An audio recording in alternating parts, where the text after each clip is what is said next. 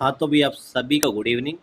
तो आप सभी का स्वागत है आज की इस वीडियो में, जहां हम डिस्कस करने वाले हैं राजस्थान जेई की जो नई वैकेंसी आई है उसके रिगार्डिंग कि इसका सिलेबस क्या क्या रहने वाला है, कौन कौन ब्रांच के लिए ये वैकेंसी रहेगी, डिप्लोमा एलिजिबल होगा या नहीं होगा, बीटेक वाले इसके लिए फॉर्म अप्लाई कर सकते हैं नहीं कर सकते हैं, क्या इसका सिलेबस रहेगा, क्या फाइनल ईयर स्टूडेंट इसके लिए अप्लाई कर सकते हैं। तो हम कंप्लीट इन्फॉर्मेशन देखने वाले हैं, तो आप सभी वीडियो में एंड तक जुड़े रहें। स्टार्ट करते हैं अभी। सबसे पहले बात कर लेते हैं जेई के लिए कौन कौन सी ब्रांच के लिए आपकी वैकेंसी रहने वाली है। तो आप देख सकते हो तीनों ब्रांच के लिए वैकेंसी है, इलेक्ट्रिकल, मैकेनिकल और सिविल। तो तीनों ब्रांच के स्टूडेंट इसके लिए फॉर्म अप्लाई कर सकते हैं।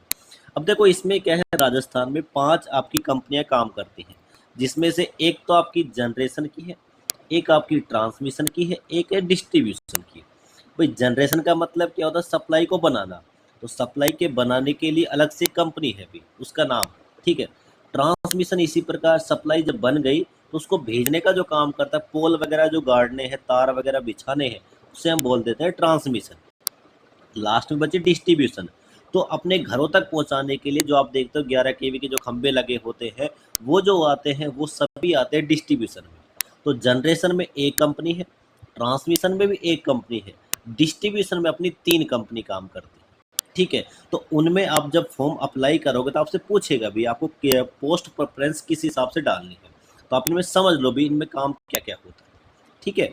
तो बात करते हैं 5 कंपनी आपकी आपकी, ठीक है। तो सबसे पहले बात करते हैं जनरेशन फील्ड की। तो जनरेशन में काम करती है राजस्थान राज्य विद्युत उत्पादन निगम लिमिटेड, जिसका नाम है RVUN, ठीक है। अब इसमें क्या क्या रहेगा, आपका कंप्लीट राजस्थान कवर करेगा, एंटायर राजस्थान, ठीक है, कंप्लीट आपका कवर कवर करता है। उनमें जो सप्लाई जहां बनती है भी, वो कहाँ कहाँ बनती है आपका, जैसे कोटा हो गया, सूरतगढ़ हो गया, छबरा हो गया, झालावाड़, रामगढ़ हो गया आपका जैसलमेर में, बांसवाड़ा, धौलपुर, अ, बाड़मेर हो गया भाई, ठीक है। इनमें आपके जनरली लोकेट यही करते हैं। तो आपकी जब जॉब लगेगी तो आपको जनरली आपसे पोस्ट प्रेफरेंस भरवाई जाएगी, इनमें से कहीं भी आपकी जॉब लग सकती है, जॉब लोकेशन है आपकी, ठीक है। उसके बाद आ जाओ सेकंड जो अपनी है राजस्थान राज्य विद्युत प्रसारण निगम लिमिटेड, इसे हम बोलते हैं ट्रांसमिशन। ये कंप्लीट राजस्थान में जहाँ प्रोजेक्ट आपका बनेगा, जहाँ से आपको तार फैलाने होंगे, तो वहाँ पे आपका इसमें हो जाएगा भी। उसके बाद आपको 3 कंपनियां हैं जहां आप घर के पास की बात करते हो, भाई घर के पास मेरा आ जाए, तो वो हो गया डिस्ट्रीब्यूशन का, ठीक है। उसमें कौन कौन सी, जयपुर विद्युत वितरण निगम लिमिटेड। तो इसमें देखो भाई, जयपुर हो गया, दौसा, अलवर, भरतपुर, धौलपुर, सवाई माधोपुर, टोंक, करौली, कोटा, झालावाड़, बैरण, डी, कोटपुतली, भैरोड़, खैरतल, तिजारा, बूंदी, ये सारी डिस्ट्रिक्ट इसमें कवर होंगी। तो आप जिस भी डिस्ट्रिक्ट के पास पढ़ते हो, आपकी वो डिस्ट्रिक्ट देख के भी, अलवर के हो तो आप कोशिश करोगे भी JVVNL में आप अप्लाई करने की, तो आप देख लेना जिस भी डिस्ट्रिक्ट से आप पास पढ़ते हो तो उसमें आप पोस्ट प्रेफरेंस आप ऊपर रख सकते हो कि ये मुझे डिस्ट्रीब्यूशन में जाना है, जनरेशन में जाना है, ट्रांसमिशन में जाना है, वो आप अपने अकॉर्डिंग देख सकते हो। सेम इसी प्रकार अजमेर में ये सारी आपकी जो डिस्ट्रिक्ट हैं वो कवर हो जाएंगी भी, ठीक है। ये जो गाँव है, ये जो नाम आ रहे हैं इसमें। उसके बाद जोधपुर, अगर रीजन की बात करें तो इसमें देखो जोधपुर हो गया, फलौदी हो गया, पाली, सिरोही, बाड़मेर, जैसलमेर, ये तो ये सारे आपके, जालौर हो गया, बीकानेर, श्रीगंगानगर हो गया, हनुमानगढ़, चूरू, तो ये सारी डिस्ट्रिक्ट इसमें कवर होने वाली है, ठीक है। तो जैसा आप जो आपको नज़दीक लगता हो, जो आपको बढ़िया लगता हो, इनमें डिस्ट्रीब्यूशन में जाना है, ट्रांसमिशन में जाना है, जनरेशन में जाना है, तो आप अपने अकॉर्डिंग इसमें आपसे जब पोस्ट प्रेफरेंस भरवाएगा कि आपको किस हिसाब से जाना है, तो आप इसमें अप्लाई करोगे तो आपको ये भरना पड़ेगा। तो आप अच्छे से इनको देख के भर लें, ठीक है भाई। आगे बात करते हैं कितनी कितनी वैकेंसी है। तो बात करते हैं सबसे पहले इलेक्ट्रिकल वालों की। तो इलेक्ट्रिकल वालों की जो टोटल वैकेंसी वो है 727 वैकेंसी भी, ठीक है। अब 727 में डिवाइड होंगी 5 कंपनियों में। देखो पहली वाली आ गई आपकी जनरेशन, जिसे हम बोलते हैं उत्पादन, इसकी टोटल वैकेंसी 108।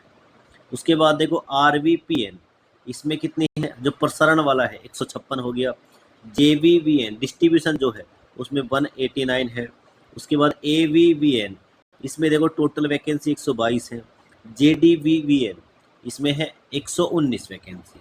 और एक चीज़ और याद रखना, राजस्थान जेई में आप अगर अदर स्टेट वाले स्टूडेंट हो तो भी आप अप्लाई कर सकते हो, वो ओनली जनरल में काउंट होंगे, ये याद रखना। ठीक है, उसमें जो कैटेगरी का है वो फ़ायदा आपको नहीं मिलेगा बस। ठीक है, अब बात कर लेते हैं मैकेनिकल वालों की। तो देखो मैकेनिकल की जो टोटल वैकेंसी है वो है 108 वैकेंसी। ठीक है, उसके बाद बात कर लेते हैं सिविल वालों की। तो सिविल वालों की जो वैकेंसी है टोटल वो है 31 वैकेंसी, मतलब 31 वैकेंसी सिविल वालों की। आगे देखते हैं सैलरी के बारे में।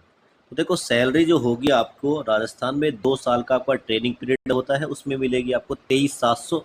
उसके बाद आप लेवल 10 पे मैट्रिक्स के अंतर्गत आओगे तो उसमें जो आपकी सैलरी रहेगी 33,800। सैलरी तो अच्छी रहेगी, सैलरी में कोई डाउट नहीं है। अभी 8 पे लग जाएगा तो और आपकी सैलरी इंक्रीज हो जाएगी, सैलरी तो काफ़ी अच्छी है। अब बात करते हैं एजुकेशन क्वालिफिकेशन, थर्ड पॉइंट अपना भी। तो देखो एजुकेशन क्वालिफिकेशन के लिए आपको देखो फुल टाइम 4 ईयर डिग्री होनी चाहिए। तो ये जो वैकेंसी रहेगी ओनली डिग्री वाले स्टूडेंट के लिए रहने वाली, डिप्लोमा वाले स्टूडेंट के लिए आपकी वैकेंसी नहीं रहेगी। तो इलेक्ट्रिकल वालों के लिए इलेक्ट्रिकल की आपकी डिग्री होनी चाहिए। उसकी जो सब ब्रांच है जैसे electrical and electronics, electrical instrumentation and control, power system हो गया, हाई वोल्टेज पावर इलेक्ट्रॉनिक्स हो गया, पावर इंजीनियरिंग हो गया, तो इन सभी से भी आप अप्लाई कर सकते हो अगर अगर आपके पास इनकी डिग्री है। सेम इसी प्रकार मैकेनिकल वालों की बात करें तो मैकेनिकल वाले देखो उनके लिए 4 ईयर फुल टाइम आपको डिग्री होनी चाहिए। उसी प्रकार सिविल वालों के लिए, सिविल वालों के लिए भी 4 साल की आपके पास डिग्री होनी चाहिए, तभी आप फॉर्म अप्लाई कर पाओगे।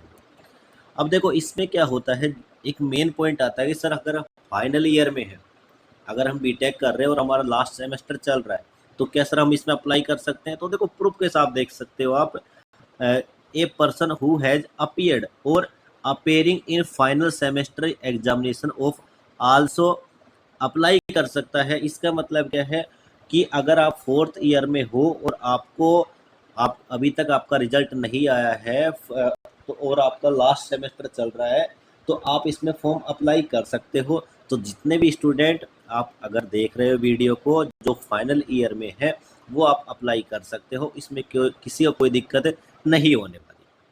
ठीक है, तो आप अगर फाइनल ईयर में हो तो अप्लाई ज़रूर कर देना, थोड़ा सा आपको आइडिया भी लग जाएगा कि आप कैसा पेपर आता है। नेक्स्ट टाइम जब होगा तो आप अच्छे से तैयारी कर पाओगे। तो अब लास्ट ईयर वाले भी अप्लाई कर सकते हैं। ठीक है, उसके बाद बात करते हैं इनमें सारी चीज़ें।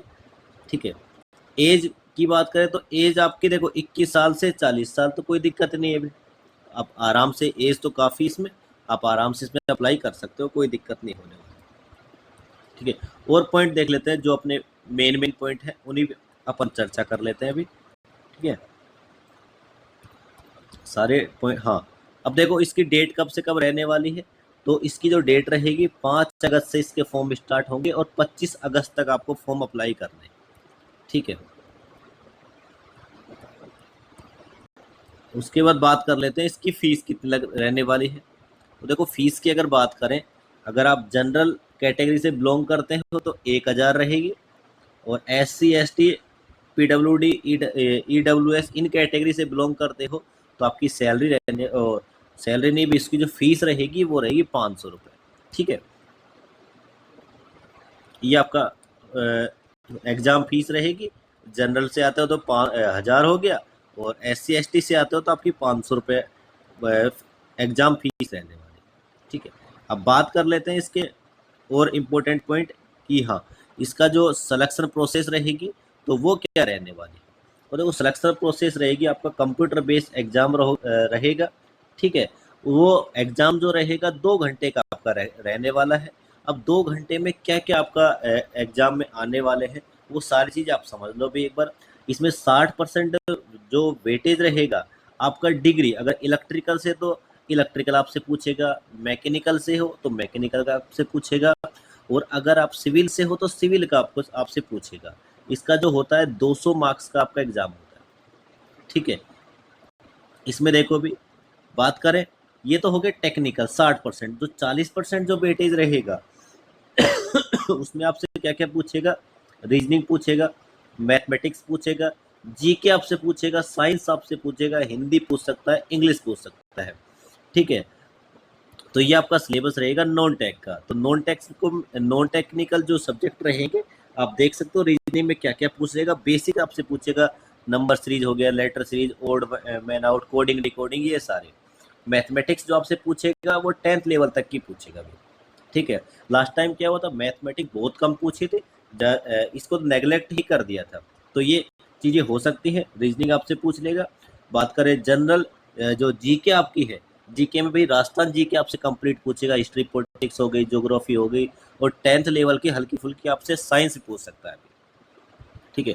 उसके बाद देखो हिंदी आपकी हो गई क्लास 10th लेवल की, ठीक है, कि 10th लेवल तक की आपसे हिंदी पूछेगा, ठीक है। उसके बाद देखो बात करें इंग्लिश की, तो इंग्लिश भी आपसे 10th लेवल की ही पूछेगा,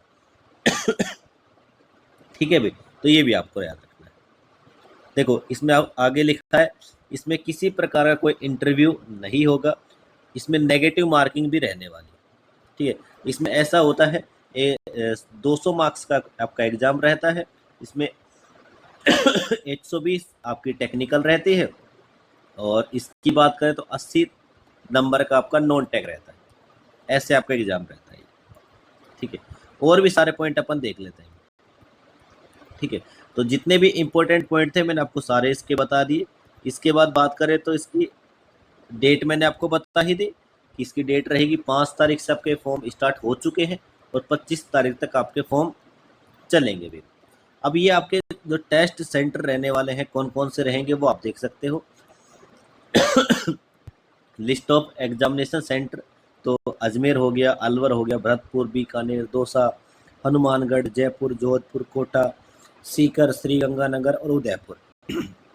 तो ये सारी आपकी टेस्ट सिटी रहने वाली है। तो इस वाली वीडियो में मैंने पूरा कंप्लीट कवर कर दिया है भी कि कौन कौन स्टूडेंट इसका फॉर्म भर पाएगा, कब से कब तक इसका एग्ज़ाम रहने वाला है, कितनी कितनी वैकेंसी है। फिर भी अगर आपका कोई डाउट रह जाए, किसी प्रकार का कोई क्वेश्चन रह जाए, तो आप कमेंट बॉक्स में कमेंट कर सकते हो। इसके लिए सर एग्ज़ाम में कैसे कैसे पढ़ना है, अगर आपको इसके लिए वीडियो चाहिए तो आप कमेंट बॉक्स में कमेंट कर देना भी, तो मैं आपको बता दूंगा किस प्रकार से इसका टेक्निकल आता है, किस प्रकार से इसका नॉन टेक आता है, राजस्थान जीके में क्या क्या आपको पढ़ना है, सारी बातें मैं आप अगर बोलोगे तो मैं एक वीडियो अलग से बना दूंगा जिसमें आपको सारी जानकारी आपको मिल जाएंगी, ठीक है।